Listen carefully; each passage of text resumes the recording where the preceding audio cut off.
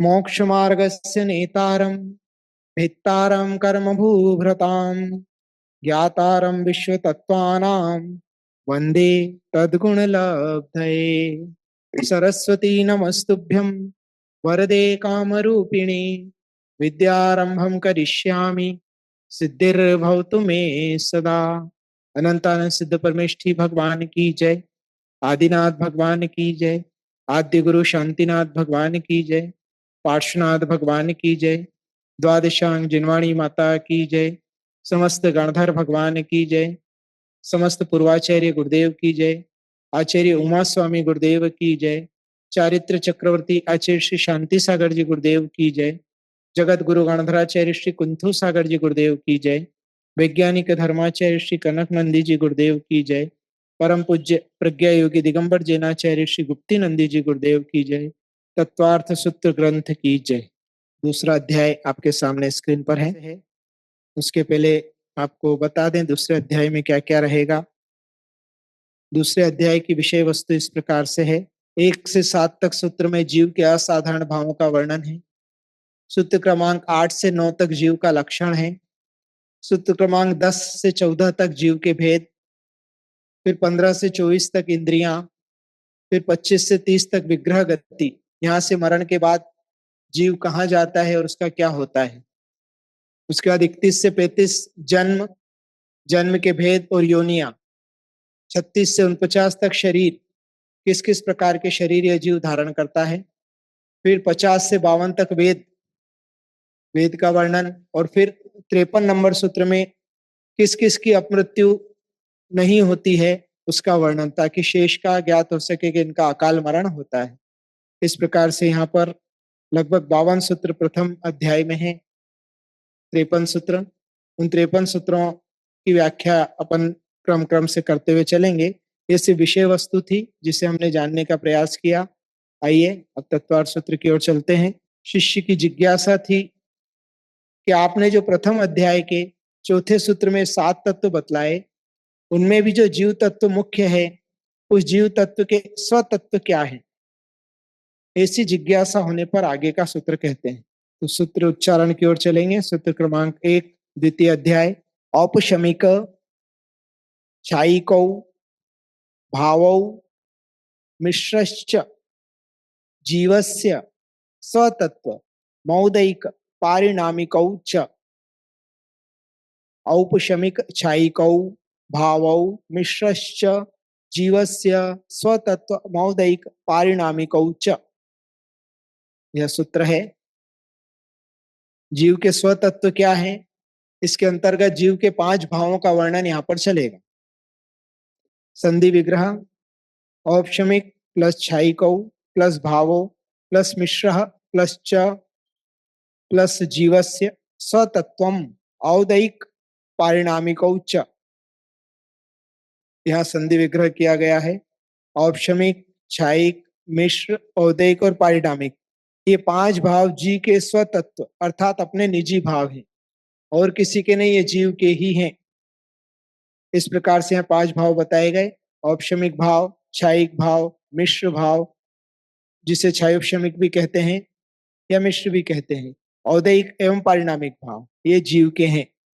ये 5 भाव जीव के स्वतत्व हैं, है ना। उपशम के भाव को औपशमिक कहते हैं, अर्थात कर्मों के उपशम करने से जो भाव प्रकट होता है वह औपशमिक भाव कहलाता है। ऐसे ही क्षय के भाव को छायिक कहते हैं। क्षय और उपशम के मिले हुए भाव को मिश्र कहते हैं। उदय के भाव को औदैक कहते हैं और परिणाम के भाव को पारिणामिक कहते हैं। इस प्रकार से यहाँ 5 भाव बताए गए। अब सबकी क्रम से एक एक की व्याख्या करेंगे। औपशमिक छायिकौ भावौ मिश्रश्च, बस यहाँ पे जो 2-2 मात्रा है उसको 2 बोलना है, एक नहीं बोलना है। इस प्रकार से समझना चाहिए। पारिणामिकौ ना, कोई पारिणामिक को बोल देता है तो नहीं, पारिणामिकौ, छायिकौ, भावौ, है ना, औ की मात्रा है, ओ की वजह औ। अब उपशम किसे कहते हैं? द्रव्य, क्षेत्र, काल एवं भाव के निमित्त से कर्म की शक्ति के प्रकट न होने को उपशम कहते हैं। उदाहरण दिया है, जैसे फिटकरी के निमित्त से जल में मिश्रित मेल नीचे जम जाता है एवं ऊपर स्वच्छ पानी रह जाता है। जैसे कोई कांच का ग्लास है, आपने उसमें पानी भरा है, तो पानी गंदा है, किंतु आपने उसके अंदर त्रुटि फिटकरी को घुमा लिया, निर्मली को, तो घुमाने के बाद कुछ समय के बाद पानी बिल्कुल नीचे बैठ जाए, गंदगी पूरी नीचे बैठ जाएगी और स्वच्छ निर्मल पानी ऊपर ऊपर रहेगा। यह जो भाव है उपशम, मतलब गंदगी वहां से अलग नहीं हुई, दूर नहीं हुई, बस कुछ समय के लिए नीचे तल में जाकर बैठ गई। उसी प्रकार कर्म आपसे अलग नहीं हुआ, किंतु कर्म के आपने उसको अपनी कर्म की शक्ति को प्रकट नहीं होने दिया, अर्थात उसको दबा कर रखा है, उसे कहते हैं उपशम।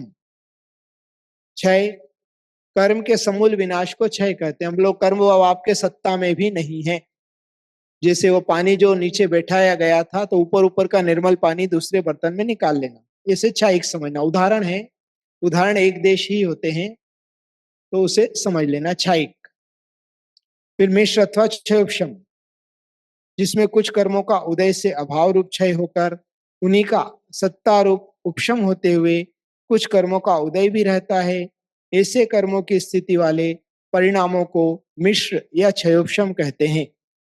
ऊपर क्षय, नीचे उपशम और बीच में उदय, यही क्षयोपशम है ना। जैसे अपन उदाहरण के लिए समझते हैं कि वही ग्लास है, ग्लास के अंदर गंदा पानी है, आपने फिटकरी घुमाई है ना। फिटकरी घुमाने के बाद गंदगी नीचे तो बैठ गई है, किंतु फिर भी कुछ कुछ पार्टिकल्स, बिल्कुल सूक्ष्म पार्टिकल्स उसमें तैर रहे हैं, है ना। तो कुछ को तो आपने बिल्कुल दबा दिया है, कुछ का उदय हो रहा है। इस प्रकार के जो भाव होते हैं वह क्षयोपशमिक भाव कहलाते हैं।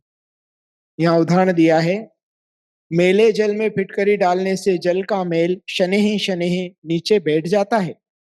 उस जल में जो मैल के कण हैं, उन्हें हम दो भागों में बांट लेते हैं। मानो एक कण के पिंड से 10 कण के पिंडों तक देशघाती संख्या है, तथा 11 से 20 तक के कण पिंडों की सर्वघाती संज्ञा है। मतलब यहाँ पर उन्होंने जो अंदर पार्टिकल्स तैर रहे हैं, उसकी दो प्रकार की संज्ञा दे दी, एक सर्वघाती और एक देशघाती। अब सर्वघाती और देशघाती को पहले हमारे लिए समझना पड़ेगा। सर्वघाती अर्थात जो हमारे आत्मा के गुणों का पूर्ण रूप से घात करने की शक्ति जिनके अंदर पाई जाती है, वह सर्वघाती प्रकृतियां। और कुछ ऐसी होती हैं जो पूर्ण रूप से हमारे कर्म, आत्मा के स्वभाव को, आत्मा के गुणों को घात नहीं कर पाती, एक देश घात करती है, आंशिक रूप में घात करती है, उसे देशघाती कहते हैं। तो उसी प्रकार वहां जो मेल के कण थे, उन कणों को यहाँ व्याख्याकर्ता अमित सागर जी ने दो प्रकार के भागों में बांट दिया, है ना, कुछ देशघाती और कुछ सर्वघाती। जब जल में मेल के कण नीचे बैठेंगे, तब सबसे पहले 20 कण वाले पिंड नीचे बैठेंगे, उसके बाद 19, 18 आदि 11 तक कण पिंड बैठेंगे। पुनः देशघाती के कण पिंड क्रमशः 10, 9, 8 आदि नीचे बैठेंगे। ये उनने देशघाती सर्वघाती की संज्ञा ऐसे धीरे धीरे धीरे धीरे नीचे बैठेंगे, सब एक साथ नीचे नहीं बैठेंगे, ऐसा बताने का प्रयास किया है। अब क्षयोपशम की परिभाषा के अनुसार सर्वघाती स्पर्धकों का उद्याभावी क्षय, उन्हीं का सद अवस्था रूप उपशम, अर्थात 20 से 11 तक मेल के कणों का उदय से अभाव रूप क्षय है। सत्ता से अभाव रूप नहीं, अर्थात अभी उनको उदय में नहीं आने दिया है, सिर्फ उदय का अभाव हो गया। और उन्हीं का सद अवस्था रूप उपशम का अर्थ है कि जो सर्वघातिक स्पर्धक नीचे दबे रहने के कारण भी वे सर्वघाती स्पर्धक रूप ही रहेंगे, देशघाती स्पर्धक रूप नहीं होंगे। इनने बहुत क्लिष्ट कर दिया है यहाँ पर परिभाषा को, इतना डीप में नहीं जाने की आवश्यकता है, सरल शब्दों में समझने का प्रयास करेंगे। तो देखिए आप, पानी का ग्लास है, ग्लास के अंदर जल है, जल गंदा है, आपने फिटकरी घुमाई, फिटकरी घुमाने के बाद पानी में धीरे धीरे गंदगी नीचे बैठने लगी। पूरी गंदगी अभी नीचे नहीं बैठी है, उसमें भी गंदगी के जो भारी कण थे, जिन्हें यहाँ पर सर्वघाती संज्ञा दी गई है, जो पानी को पूरी तरह से गंदा कर रहे थे, ऐसे भारी कणों को पहले नीचे बैठा दिया गया, किंतु अभी वो नाश को प्राप्त नहीं हुए। दूसरा, जो पार्टिकल्स पानी में अभी भी तैर रहे हैं, कुछ धीरे धीरे नीचे को बैठेंगे, किंतु कुछ इतने सूक्ष्म हैं कि वो पानी में तैरते ही रहेंगे। बस इस प्रकार की अवस्था जो होती है वह क्षायोपशमिक भाव होता है। कैसे होता है? तो उसकी परिभाषा, वर्तमान काल में उदय में आने वाले सर्वघाती स्पर्धक जो पूर्ण रूप से पानी को गंदा कर रहे थे, ऐसे स्पर्धक, है ना। यहाँ पे अपने पानी की जगह आत्मा को ले लेना कि पूर्ण रूप से आत्मा के गुणों का घात कर रहे थे, ऐसे स्पर्धक आपने अपनी पुरुषार्थ से, विशुद्ध परिणामों से उन कर्मों को नीचे की ओर दबाने का प्रयास किया, तो उसको बोलते हैं सद्वस्था रूप उपशम।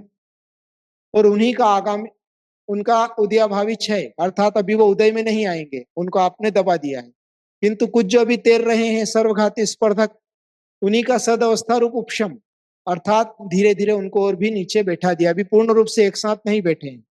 और देशघाती स्पर्धक जो मात्र आंशिक रूप से पानी को गंदा कर रहे हैं, है ना, वो अभी उदय में चल रहे हैं, उनके उसके फल को आप भोग रहे हैं, उन कर्मों के फल को आप भोग रहे हैं। बाकी जो आत्मा को पूर्ण रूप से घात करने वाले कर्म थे, उनको आपने धीरे धीरे नीचे दबा दिया, और कुछ दबने वाले हैं, मतलब बिल्कुल प्रोसेस पे वो नीचे बैठने वाले हैं, कुछ बैठ चुके हैं, यह हो गया। और कुछ पार्टिकल्स ऐसे हैं बिल्कुल हल्के, जो पूर्ण रूप से आपके पानी को गंदा नहीं कर सकते, अर्थात अपनी आत्मा के गुणों को नहीं ढाक सकते, ऐसे पार्टिकल्स जो हैं पानी में तैर रहे हैं, अर्थात आत्मा में ऐसे कर्मों का उदय चल रहा है।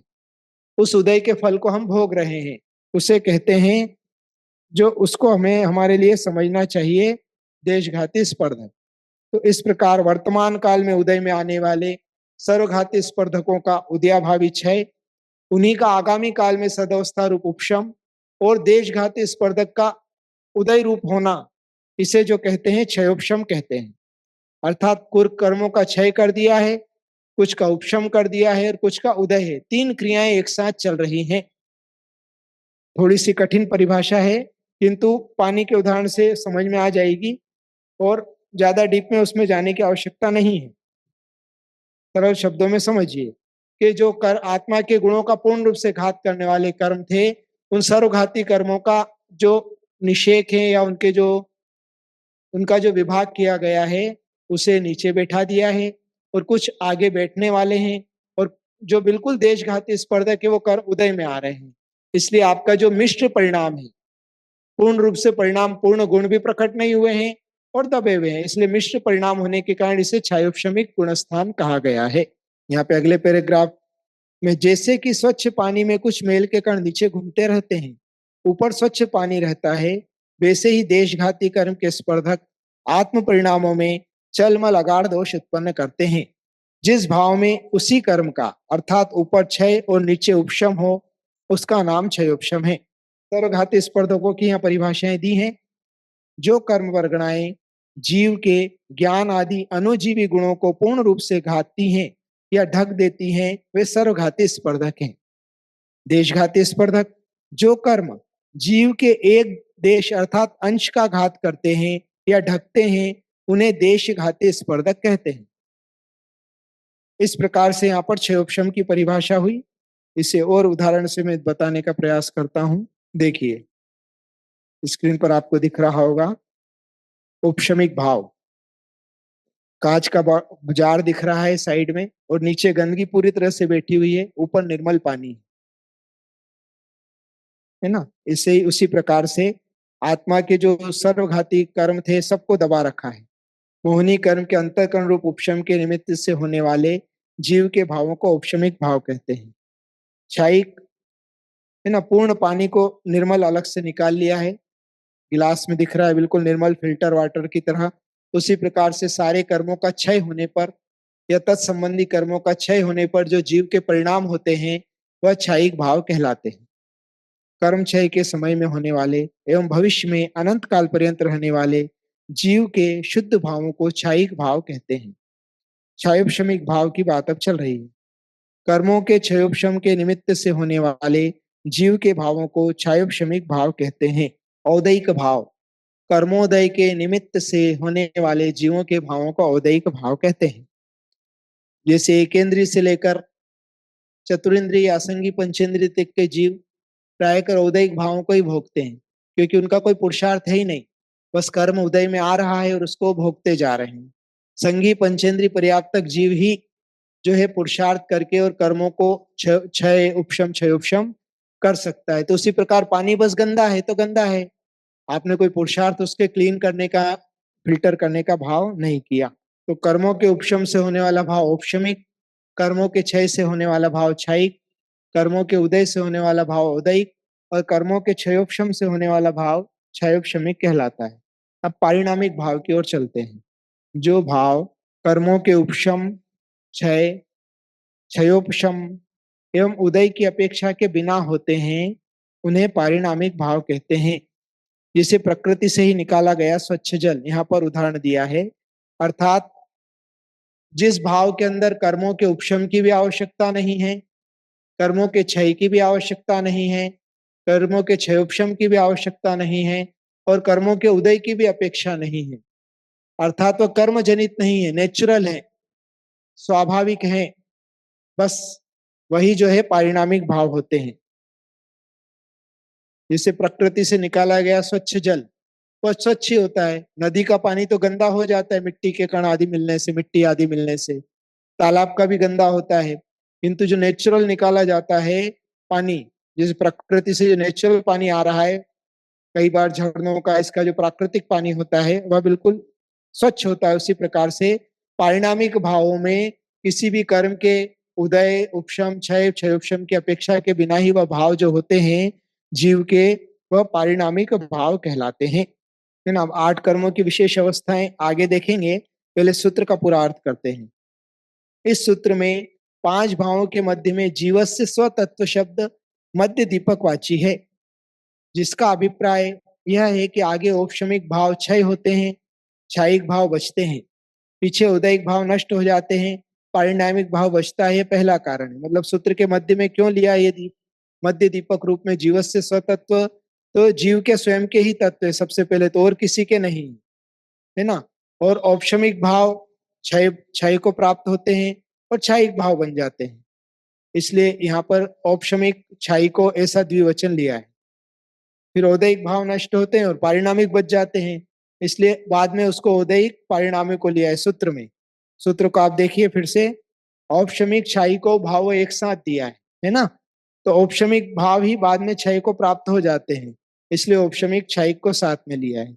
और औदैहिक पारिणामिक को उदय का अभाव हो जाएगा, औदैहिक भाव का भी अभाव हो जाएगा, तो मात्र पारिणामिक भाव ही शेष रहेंगे। यह बतलाने के लिए आचार्य ने इस प्रकार से सूत्र की रचना की है। बीच में जीवस्य स्वतत्व को बीच में मध्य दीपक बनाया है। चाहते तो लास्ट में भी रख सकते थे जीवस्य स्वतत्व, पर इनमें आपस में भेद दिखाने के लिए यहाँ पर बीच में मध्य दीपक के रूप में यहाँ पर सूत्र में रखा गया है। दूसरा कारण बता रहे हैं मध्य दीपक का, भाव अर्थात औपशमिक एवं क्षाविक भाव भव्यों के ही होते हैं, अभव्यों के नहीं होते हैं। जीवस्य अर्थात 3 भाव जीव के ही होते हैं। औदैहिक और पारिणामिक का अर्थ ये 2 भाव जीव और पुद्गल में भी होते हैं। अभी यहाँ पुद्गल का वर्णन नहीं है, पर पुद्गल का भी स्वभाव जो होता है, तो वो भाव अर्थात उसका विषय वस्तु तो केवल कर्म वर्गणाओं में बनता है, इसलिए वह भी पर के संयोग से है, इसलिए औदैहिक भाव को पहले रखा और पारिणामिक भाव सभी द्रव्यों में पाया जाता है, अतः उसे सबसे अंत में रखा। मात्र जीव में ही नहीं होता है पारिणामिक भाव, सबका अपना अपना परिणमन जो चल रहा है वो पारिणामिक भाव है। औपशमिक भाव सबसे पहले सबसे कम, क्षयिक भाव वाले असंख्यात गुणे, क्षयिक से क्षयोपशम वाले अनंत गुणे, क्षयोपशमिक वाले से औदैहिक अनंत गुणे, औदैहिक से पारिणामिक वाले अनंत गुणे होते हैं। इस प्रकार ये क्रम है। सबसे कम जो औपशमिक भाव वाले जीव होते हैं, उससे असंख्यात गुणी क्षयिक भाव वाले होते हैं, और क्षयिक से क्षयोपशम वाले अनंत गुणे होते हैं, और क्षयमिक वाले से औदैहिक भाव वाले अनंत गुणे होते हैं, और औदैहिक से पारिणामिक वाले अनंत गुणे होते हैं। थोड़ा सा विशेष सूत्र में और समझना जरूरी है।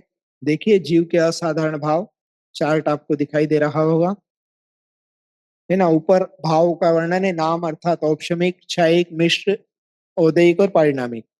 उसके भेद अभी अगला सूत्र आने वाला है, उसके भेदों का। तो औपशमिक के 2, क्षयिक के 9, मिश्र के 18, औदैहिक के 21 और पारिणामिक भाव के 3 भेद होते हैं, है ना। अब इसमें क्या कारण है, तो कर्म का उपशम औपशमिक भाव के लिए, क्षय क्षयिक भाव के लिए अत्यंत वियोग हो जाना, और कर्म का दबना उपशम, और मिश्र भाव में क्षयोपशम, अर्थात फल भी है, दब भी रहा है और वियोग भी हो रहा है, सब एक साथ क्रियाएं हो रही है, वो क्षयोपशम। औदैहिक भाव में कर्म के फल का भोगना उदय, और पारिणामिक भाव में किसी भी कर्म का अपेक्षा नहीं है, कर्म निरपेक्ष पूरी तरह से है ना। कौन कौन से कर्म का होता है तो अभी आगे अपन समझेंगे उसको। एक चार्ट और बता देता हूं आपको। देखिए अभी जो बात चली ना कर्मों की, चार्ट आपके सामने है। उदय, उपशम, क्षय और क्षय उपशम। यहाँ पर पारिणामिक को नहीं लिया है क्योंकि पारिणामिक स्वभाव से है। अब 8 कर्मों का उदय होता है। कर्मों के नाम तो आपको पता ही होगा, ज्ञानावर्णी, दर्शनावर्णी, वेदनी, मोहनी, आयु, नाम, गोत्र और अंतराय। उसमें से औदैहिक भाव 8 कर्मों को लेकर होता है ना। ज्ञानावर्णी कर्म का उदय चल रहा है, उस उदय में आपको कुछ वस्तु विषय समझ में नहीं आ रहा है, ज्ञान की प्राप्ति नहीं हो पा रही है, तो वो उदयिक भाव है। उस उदयिक भाव का आप भोग रहे हैं। उस समय कर्मों के उदय से जो आपके परिणाम हो रहे हैं वो उदयिक भाव है। ऐसे ही दर्शनावर्ण जो दर्शन में बाधा है, सुख और दुख का आप वेदन कर रहे हैं, सांसारिक सुख और दुख का आप वेदन कर रहे हैं। आपको बहुत अच्छा लग रहा है, जैसे किसी ने बच्चे ने आइसक्रीम खाया और उसको आनंद आ रहा है तो सुख का वेदन कर रहा है, तो उसे औदैहिक भाव है। वेदनी कर्म का औदैहिक भाव कहना उसको। इसी प्रकार से मोहनी कर्म, दर्शन मोहनी और चारित्र मोहनी का उदय चल रहा है, आप सम्यक दर्शन को या चारित्र को नहीं धारण कर पा रहे हैं तो यह औदैहिक भाव है। आयु कर्म का तो उदय हमेशा है ही, इसलिए औदैहिक भाव है। नाम कर्म का उदय हमेशा चल ही रहा है, आपको जो शरीर मिला है नाम कर्म से ही प्राप्त हुआ है तो वह भी औदैहिक भाव है। गोत्र कर्म वह भी औदैहिक भाव है। और अंतराय कर्म मतलब दान, लाभ, भोग, उपभोग और वीर्य, ये 5 प्रकार का अंतराय है, तो यह भी अंतराय कर्म का भी उदय हमारे लिए हमेशा चालू है। प्रत्येक समय में समय प्रबद्ध प्रमाण कर्म उदय में आते हैं और उतने ही कर्म नवीन बंध को प्राप्त होते हैं। ये कर्म सिद्धांत है, ज्यादा डिटेल में अभी यहाँ चर्चा नहीं करेंगे। तो एक कर्म समय प्रबद्ध जो उदय में आ रहा है उसमें 8 कर्मों के निषेक होते हैं। एक समय में जो कर्म उदय में आ रहे हैं उसमें 8 कर्मों के निषेक होते हैं, कम ज्यादा करके निषेक मतलब एक समय में जितने कर्म परमाणु उदय में आते हैं उनके समूह को निषेक कहते हैं। मतलब कर्मों के जितने परमाणु उदय में आ रहे हैं उसे निषेक कहलाते हैं। तो उसमें 8 कर्म के परमाणु होते हैं एक समय प्रबद्ध प्रमाण कर्म में। मतलब समय प्रबद्ध एक उसकी संख्या है। जैसे मकान में दीवार बनाते तो एक एक ईंट लगती जाती है ना, तो उस एक ईंट के अंदर कितने सारे पार्टिकल्स हैं, कितने सारे बारीक बारीक रेत के कणों से या मिट्टी के कणों से मिलकर वह ईंट बनी है। उसी प्रकार से एक ईंट, उसी प्रकार से एक समय प्रबद्ध अनेक कर्मों के परमाणुओं से वह पूरा समय प्रबद्ध होता है। तो 8 कर्मों के परमाणु उदय में आते हैं।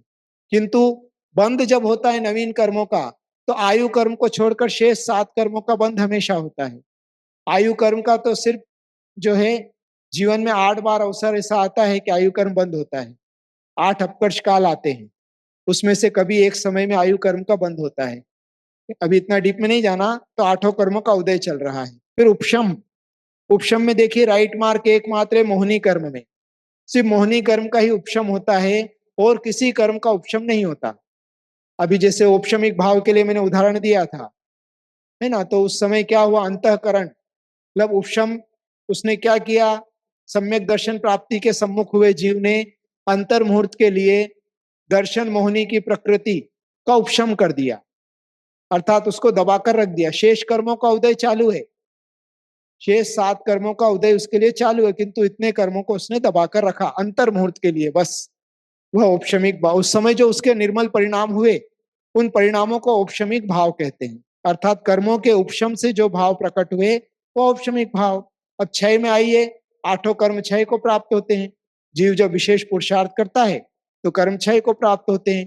तो कर्मों के क्षय होने से जो निर्मल परिणाम हुए, अभी कर्मों से दूषित होने के कारण परिणाम थे वो औदैहिक भाव थे, किंतु अब कर्मों का पूर्ण रूप से नष्ट कर दिया है। जैसे ज्ञानावणी कर्म के क्षय करने पर केवल ज्ञान की उत्पत्ति हुई, तो संपूर्ण ज्ञान उनके पास हो गया, तो उस समय जो उनके परिणाम हैं वह क्षयिक भाव कहलाते हैं। अब क्षयोपशम, तो क्षयोपशम कितने कर्मों का होता है, ज्ञानावर्णी, दर्शनावर्णी, मोहनी और अंतराय, इन 4 कर्मों का ही क्षयोपशम होता है। वेदनी, आयु, नाम और गोत्र, इन 4 कर्मों का क्षयोपशम नहीं होता है। इन कर्मों के क्षयोपशम से जो भाव होते हैं वह क्षयोपशमिक भाव है। जैसे अभी आप यहाँ पर बैठकर स्वाध्याय कर रहे हैं, है ना। आपको ज्ञान प्राप्त हो रहा है। अब इसमें भी जितने विद्यार्थी हैं सबको पूरी बात समझ में आ जाए जरूरी नहीं है ना। किसी को 80% समझ में आएगी, किसी को 60%, किसी को 90%, किसी को 50%, है ना। सब तरह के, सबका अलग अलग, इसको बोलते हैं क्षयोपशम। सबका कर्म अलग अलग है और सब कम ज्यादा जान रहे हैं। तो आपके भी ज्ञानावरणी कर्म का क्षयोपशम चल रहा है। तो जितने अंशों में क्षयोपशम चल रहा है उतने अंशों में आपको ज्ञान प्राप्त हो रहा है। अर्थात ज्ञान को पूर्ण रूप से घातने वाले जो परमाणु थे उनको वर्तमान अवस्था में आपने दबा रखा है, किंतु कुछ आगे दबने वाले हैं। और जो कम क्षय कर रहे थे, एक देश क्षय आपको कर रहे थे, उन कर्मों का आपका उदय चल रहा है। इसलिए कुछ कुछ अंशों में ज्ञान हो रहा है और कुछ कुछ अंशों में ज्ञान नहीं हो रहा है। इस प्रकार जो मिश्र भाव चल रहे हैं ये क्षयोपशमिक भाव कहलाते हैं। इसी प्रकार से सब में लगा लेना चाहिए। इसी प्रकार अंतराय का भी होता है, दान, लाभ, भोग, उपभोग और वीर्य। आप दान देना चाहते हैं, दानांतराय कर्म का क्षयोपशम होगा तो ये आप दान दे पाएंगे। क्षयोपशम नहीं होगा तो आप दान नहीं दे पाएंगे। अगर दानांतराय कर्म का उदय चल रहा है तो आपके दान करने के भाव ही नहीं होंगे। इससे लाभ, आपको कोई लाभ होगा नहीं। और आपके अंतराय कर्म का क्षयोपशम होगा तो आपको लाभ की प्राप्ति होगी।